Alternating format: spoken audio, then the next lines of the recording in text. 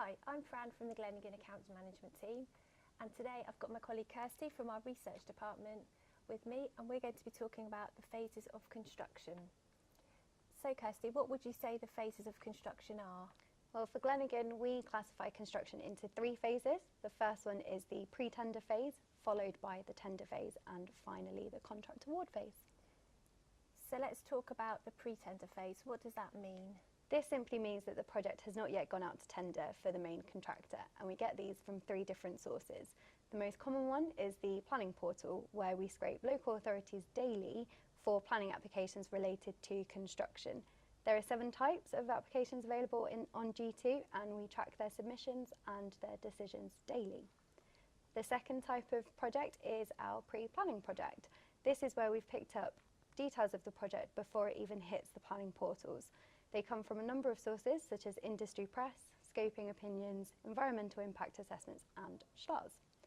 Then finally we have our non-planning projects. This is where the project will not be on a planning portal because it does not require planning, and these are projects such as refurbishments and fit-outs. So with this in mind, Fran, what does this stage mean to our customers? Okay, so the early stages are really important to our customers.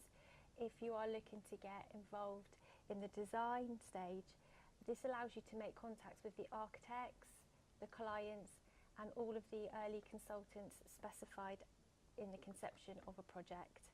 This is great for manufacturers, material suppliers, and specialist consultants, which means you get the opportunity to get specified in on those plans as they're being drawn up. And I guess the added bonus of the non-planning projects is that they're not available elsewhere. Exactly. Okay, Kirsty, so what happens when a project gets approval? We then track it to the second phase of construction, which is the tender phase. It's important to note that for Glenigan, we only track commercial projects over £250,000 and residential projects over 9 units through to the tender phase and contract award phase. What we will try and do is get a timeline of the tender process, usually through project contacts, but also from updates from OJUs and industry press. So what happens when a project goes out to tender? Well, the contractors will submit their bids to clients who will then choose who they want to build their project. For Glenigan, what this means is we will try and find those bidding contractors on the projects. Our in-house tender team will have built relationships with estimating departments over the years who are willing to share their tender info with us, and we will call contractors who have worked on similar projects in the past to establish a bidder list. We also have an exclusive and unique partnership with Builders Conference, who provide us with all of their bidders that they have captured on their projects.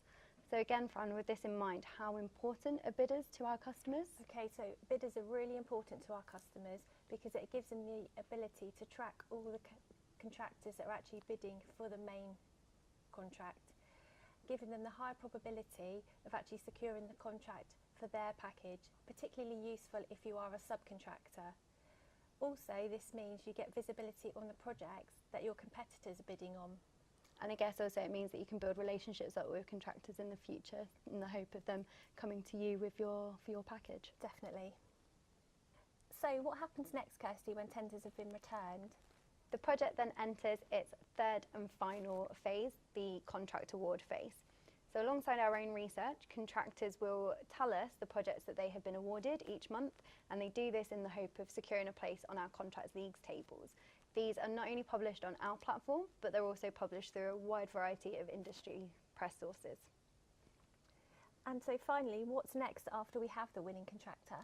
We will confirm the date that they start on site, and for projects over £1 million, we have a dedicated team of researchers who will find subcontractors throughout the life of the project. We will also find out the completion date, which is where the main contractors hand back the site to the client. So why would the main contract stage be important to our customers, Fran? Okay, so the main contractor stage is really important because it gives our customers the opportunity to make contact with that contractor along with the subcontractors involved, which means that they can target their efforts at the right time to the right people, again maximising probability of securing the contract, whether that's at subcontract level, recruitment for the site, or even supplying materials, for example. Thank you very much, Kirsty. If you have got any other questions and would like on this or any other topic, please contact your account manager.